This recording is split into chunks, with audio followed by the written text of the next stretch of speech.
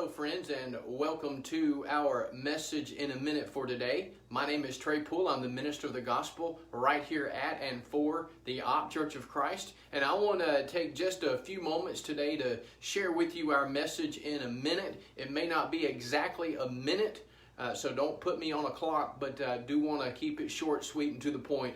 But I do want to share this with you about being thankful for our country. Let us remember to thank God for the bountiful blessings that He has graciously poured out upon this country. Most of us have nowhere near a complete grasp of just how fortunate we are to live in this land at this time in our history. Even with all of the problems that are going on around us, of which we can really legitimately complain, people in 100 other countries all across the world would trade places with us in a heartbeat.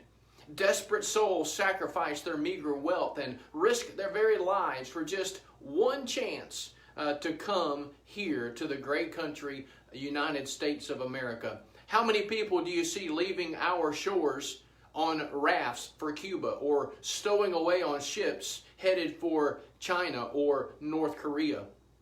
This ought not to make us arrogant or condescending, but rather thankful that God has put us in such a marvelous place as this. In the Old Testament, God dealt directly with nations, sometimes communicating with heads of states through dreams or through prophets.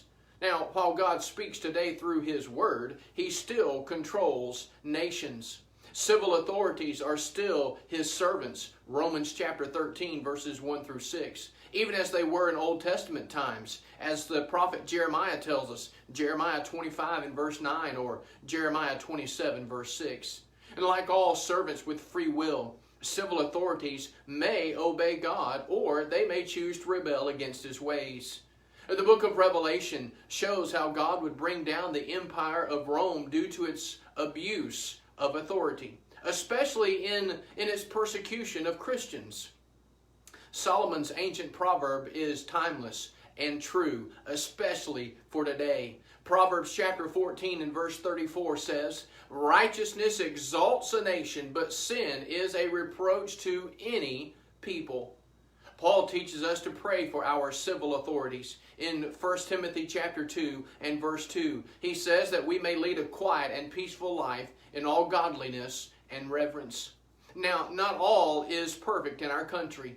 As a nation, we are killing over 1 million of our own children every year through abortion. And this is with the hearty approval of very authorities that God has placed over us or charged with the punishment of evildoers.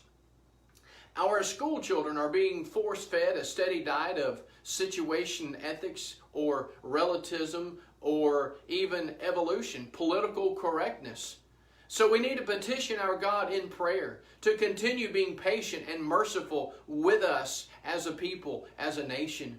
Let us plead that through His providence, He would help us return to a more solid moral foundation built on the solid foundation of His holy word. And let us remember that faith without works is dead, James 2 and verses 14 through 26. Therefore, along with praying, you and I should use the freedom that God has given to us to bring about change for the better.